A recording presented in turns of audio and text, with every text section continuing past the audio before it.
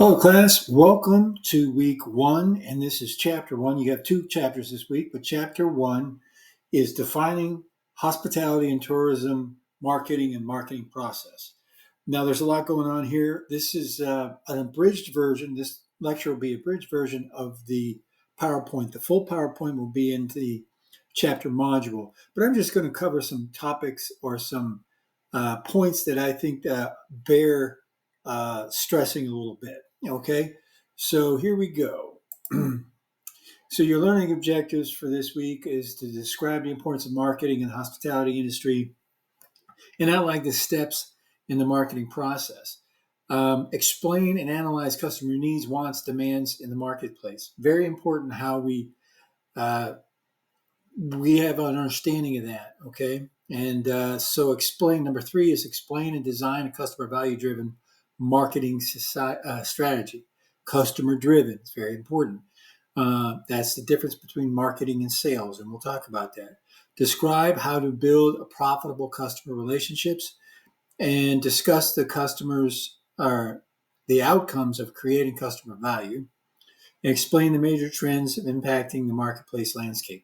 So all of these things are important. We're not going to cover everything in detail in this slideshow or in this video, but go ahead and learn that stuff, read the book, and do this stuff on your own. Okay, so let's go here. All right, so what is marketing?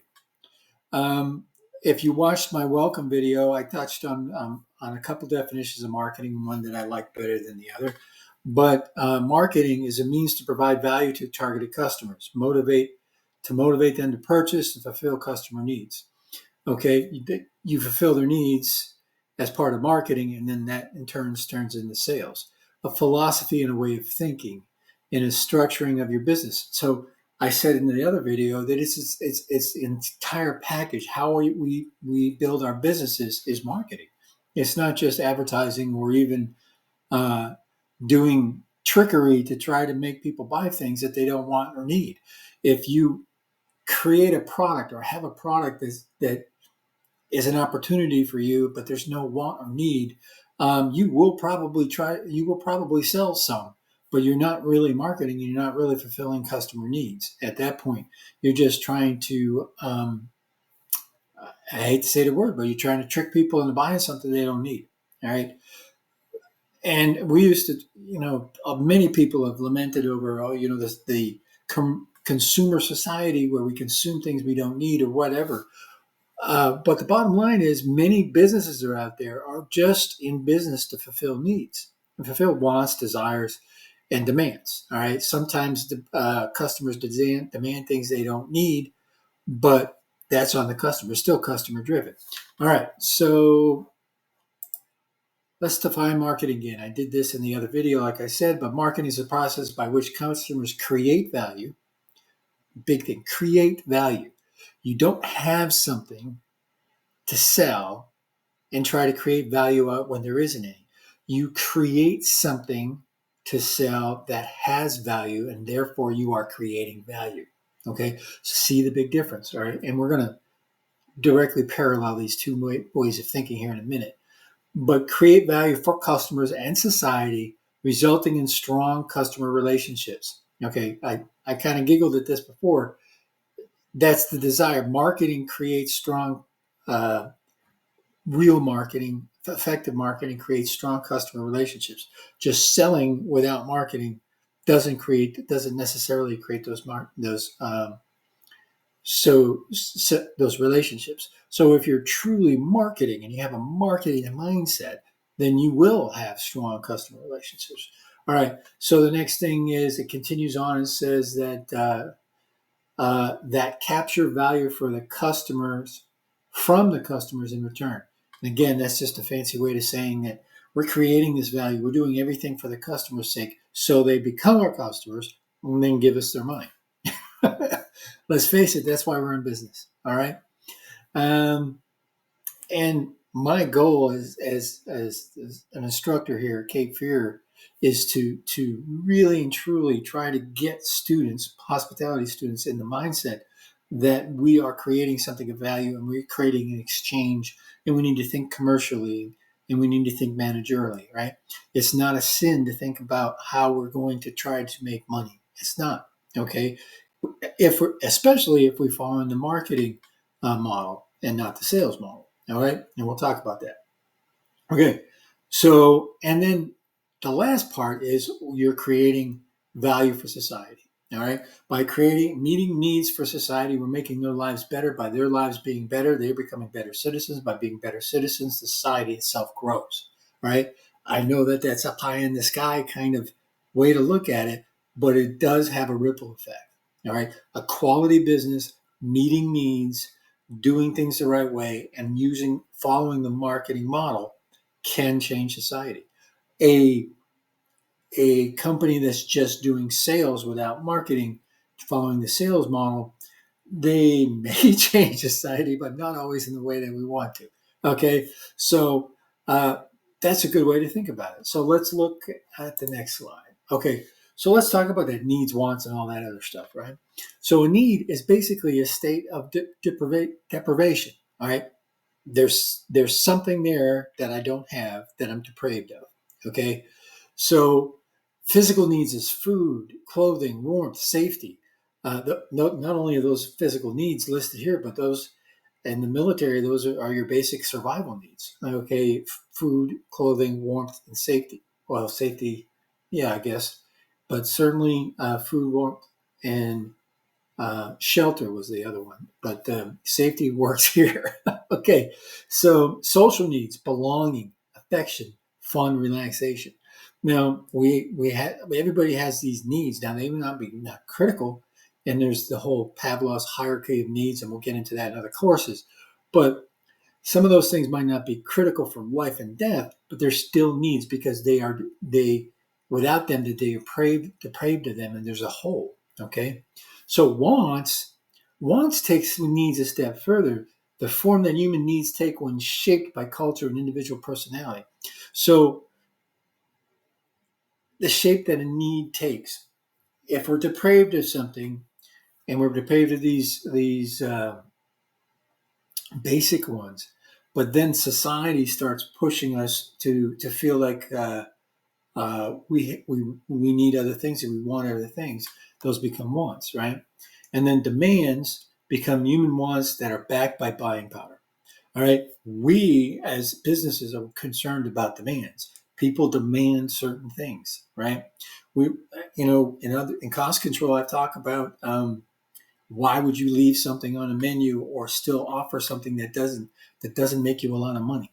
Okay, and sometimes it's because people look at you as a certain type of business and demand that you have that. Sometimes they don't even buy it, but in their mind they demand that you offer it. Okay, so so that's demand. So let's go on to the next slide.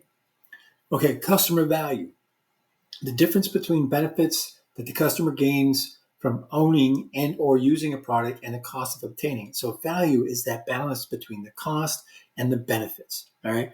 If something is very, very beneficial and low cost, well, then it's a super high value. But if something is a high cost but it has very little benefits, that's low value. Okay. So think about it that way. Value is sometimes we might think of value as some kind of intangible thing, but it is very tangible. Well, I guess it's still intangible, but it's a very qualifiable thing, a quantifiable thing. It's a mathematical equation, really. Uh, um, cost versus times benefit equals value. All right, or divided, however you get that. All right, then customer expectations. This is a huge one. I've worked for people who ignored customer expectations. Okay, and that's a recipe for disaster. Okay, expectations are based on past buying experiences, the opinions of friends, and the market information. It's important to set proper expectations. If you're in a certain type of business, if all the competitors have an offering in that certain type of business, but they walk into you and they say, well, what do you got for this? And you say, we don't do that. You're not meeting expectations. Okay. So sometimes you have to follow what the industry is doing, uh, even though you want to be a little bit more unique. Now, sometimes you can get away with it, But the bottom line is, if it's just something blatant, it can be a problem, right? Or sometimes it's not even something blatant. Sometimes people don't do things that are fully expected and reasonably so. They just don't feel like it, and that's at that point you have customers walk in with their expectations not met. Okay, that's bad. All right, so let's see. Okay, so this is probably the last slide we're going to talk about here, and what it is I said several times before about the selling model and selling and marketing, selling concept and marketing concept. Okay, so the starting point for the selling is the factory. Then the focus is the existing product. So we make stuff. We make stuff because we can. All right. In the 70s, there was a company that spit out all kinds of worthless products because they were centered around a plastic injection molding machine. Now it was kind of new in the way that they were using it, so they created a process that was very effective for creating products. But they didn't have products to create. So they just started creating some, all right? And they fulfilled zero needs, okay? So they were selling concept. So they have the factory, you create these existing products and you try to sell them by any means necessary, okay? And the ends is profits through sales volume. So you sell a lot through just getting it out there quick or whatever. Sometimes in a true selling model, sometimes it's not always the most ethical thing to do to sell these things, all right? But they sell it nonetheless. Now, marketing takes a different look. They start at the market. They look at the market. They're not looking at what we're making and how we can make it and the materials that we can to make it. Now, that's all part of it. But the starting point is what the customers need, what the market needs. And what is the market? Market is simply your customers, potential customers, okay? And yours customers, customers.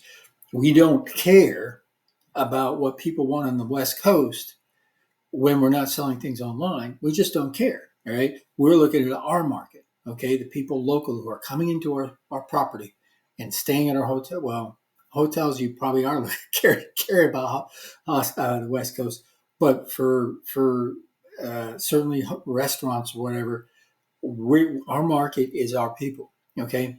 So, and then you do the integrated marketing. You find out what they need, you fulfill those needs, and then you do your advertising and you do your other things in order to get those need fulfilling products and services to the people that need them. All right. And that is marketing. Okay. So if you look at those two things, and of course I'm biased and I've kind of steered you to one, but if you look at those two things, it's obvious which one's going to be more effective, especially in the hospitality industry where our business is welcoming. All right. The very word title of our industry means welcoming. All right. So are we welcoming when we create something because it's easy for us to create and then try to push that round peg into a square hole of our market?